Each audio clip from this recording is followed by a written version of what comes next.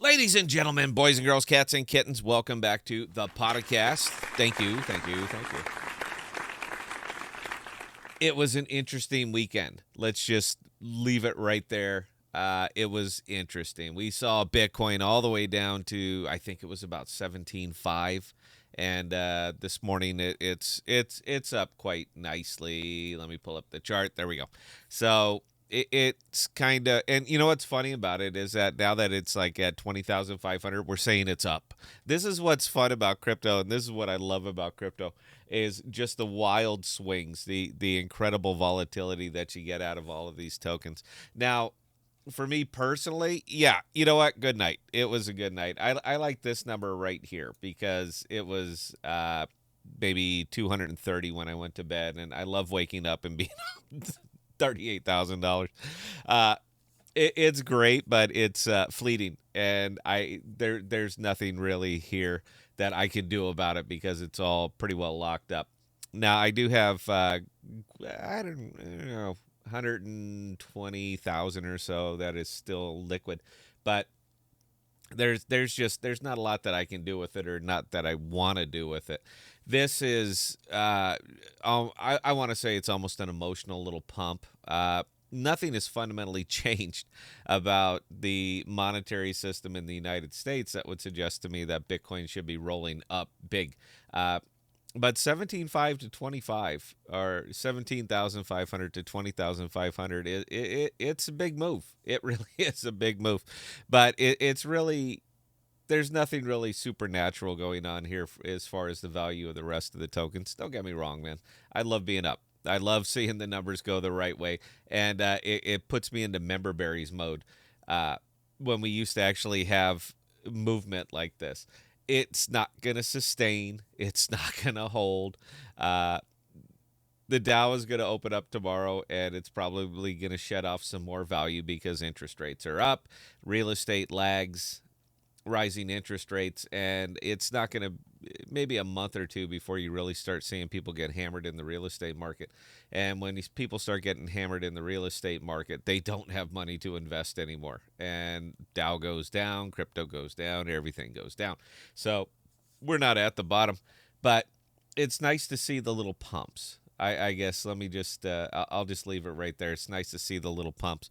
uh, I have moved a lot of my USDC money that I kind of had languishing about. I hate money languishing about. I don't want it just sitting there idling. The total value of the stable token market, it exceeds Ethereum now. So that is a lot of people playing the don't come strategy. And as long as that number stays up, then you're not going to see crypto move a whole hell of a lot. It'll move down, but you're not going to see it move up a great deal just for that reason because there's fully $200 billion in crypto of a complete market cap. What is the market cap today? Of a complete market cap of 941 billion, and almost a fifth of it, almost 200 billion of it, is just sitting there languishing. It's not doing anything. It's not being invested. It is waiting for the bottom. So as long as that number is still sitting up around a fifth of the total market, then it's pretty clear that we haven't reached the bottom yet. We are still on our way down. But it is nice to have a good weekend, and it's nice to actually see some money moving up. Now, if you're shorting, it's a good day for it, man. You're up about 10% across the board, all the way, effectively every token.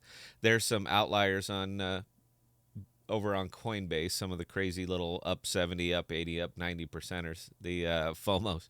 But on average, I want to say that you're up about 10% across the board on effectively everything. And don't it feel grand? We haven't had that in a while. That's the fun thing, is that we haven't actually had any kind of decent pump lately. So it's just nice to see it. I guess that's all I'm saying. Don't. It's not false. It's not a sense of security because this is we're not even close to done. It's going to be like this all summer, guys. It's going to be down a lot, up a lot, just crazy volatility. So if you're not willing to go into what's effectively day trader mode, meaning keep everything liquid, get ready to move it, transfer it from here to USDC, back to Osmo, back to USDC, back to Atom, and just chase the percentages. If you're not willing to do this, and this is kind of like your everyday.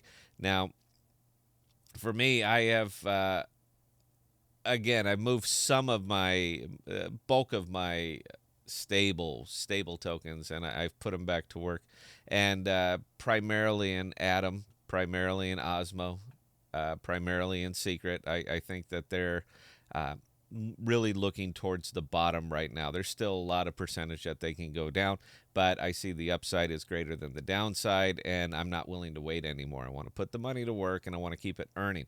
I like getting 1,000 or so Osmo every day. I love that. I need that. That is part of my investment strategy, so I'm going to continue to do it.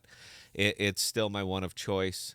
The TVLs on these things are on this DEX is still big. Uh, there's a lot of additional L1s that are going to be bridging over to Osmo, and that's when I think you're going to see the value of this thing start to climb out of the cellar, and I want to be there before it, and I want to have as much in it as I can. So that's where I'm going with it. This is not financial advice. You do you. But I did want to just say hi before I get off to fiat mining today and let you guys know, hey, it's okay to have a good day every now and again. It's okay to celebrate every now and again. The Dow is going to be opening tomorrow. It's probably going down again.